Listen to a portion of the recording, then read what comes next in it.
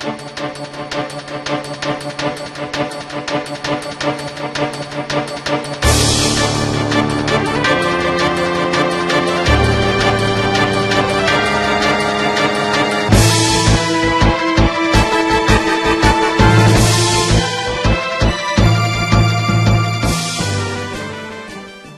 yang kita akan berikan butirannya pada hari ini adalah dalam kerangka pelan rasionalisasi itu. Mungkin kita butirkan dulu pelannya apa ini untuk tujuan apa rasionalisasi ini? Ada yang kata untuk menyelamatkan keadaan. Tak, kita tak cakap begitu. Sebenarnya banyak daripada fakta kita menyentuh soal hutang. Kita tidak tengok dari segi soal aset. Jadi dalam konteks itu kerajaan begitu bertanggungjawab. Jadi kita mau pastikan antara aset dengan hutang ni mesti ada perimbangan. Mana dalam satu bisnes tengok dari segi pendapatannya, dari segi dana pemegang saham, dari segi hutang dan juga dari segi aset. Ia mesti saling gantung-gantung antara satu sama lain. Dalam konteks 1MDB, mungkin saya boleh terangkan sedikit ya. Apa yang berlaku, 1MDB telah mencapai pertumbuhan yang begitu cepat.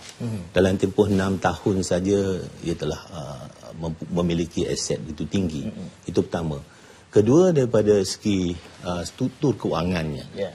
Memiliki modal 1 juta dan kerajaan beri tanah sebanyak seluas 560 ekar. Tetapi tanah ini akan hanya dapat memberi pulangan dalam tempoh waktu yang panjang. Jadi berdasarkan kepada 1 juta ringgit tadi dan pertumbuhan begitu besar. Itu sebabnya 1MDB bergantung kepada hutang. Dan sebenarnya pada bulan November lalu kita nak buat IPO. IPO ni bermakna bahawa dengan adanya IPO ia akan menjadi suntikan kepada pemegangan saham dalam EDRA, bidang tenaga elektrik, jana kuasa elektrik ni. Penjanaan kuasa elektrik. Tetapi entah macam mana sebab penyata kewangan tu lewat disediakan. Jadi kita terpaksa tangguh. Jadi bila nak tangguh, 1MDB berhadapan masalah cash flow.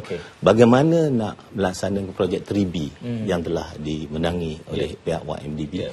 Jadi ini dikeluarkan daripada brosur. Jadi bila keluar, ia perlu mendapat kelulusan daripada bagi mereka yang memberi pinjaman. Jadi ini yang membuatkan tertangguhnya. Jadi melihat pada keadaan ini, apa yang kita putuskan adalah kita mesti laksanakan plan rasionalisasi. Plan rasionalisasi ini terlibat kepada 3 aset utama.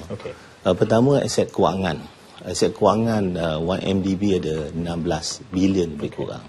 Dan ini diurus melalui ABA kerana sebahagian besarnya adalah untuk kita melabur di pasaran antarabangsa. Tapi oleh kerana desakan daripada pembayaran hutang tu lebih besar daripada keuntungan kita nak buat dari segi pelaburan, maka akhirnya kita buat keputusan kita cairkan 16 bilion. Maknanya dalam plan realisasi mencairkan 16 bilion ringgit dari segi aset.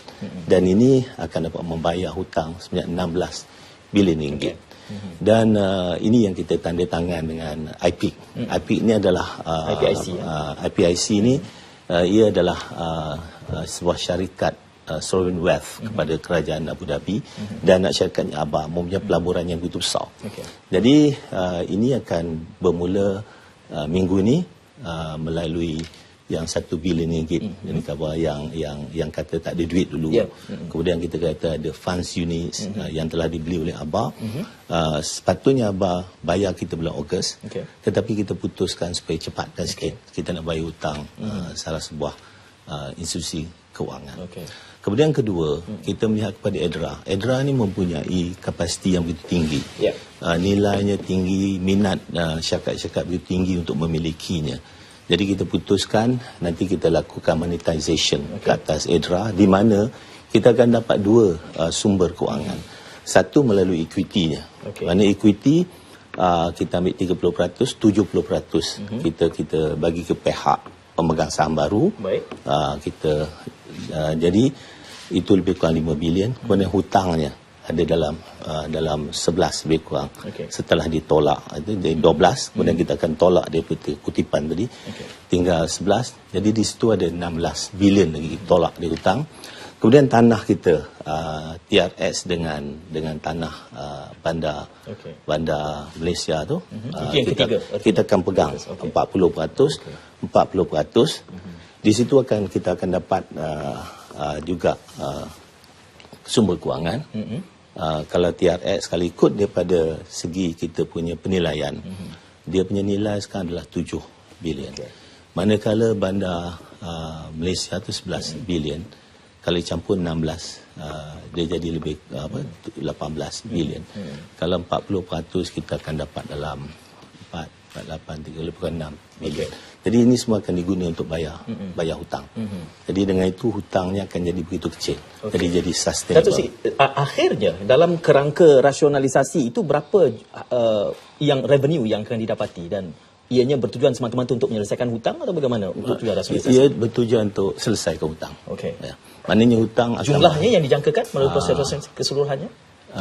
Ini anggarannya begitu besar. Saya beri kata besar lah. Akhirnya hutang yang kita miliki jadi begitu kecil.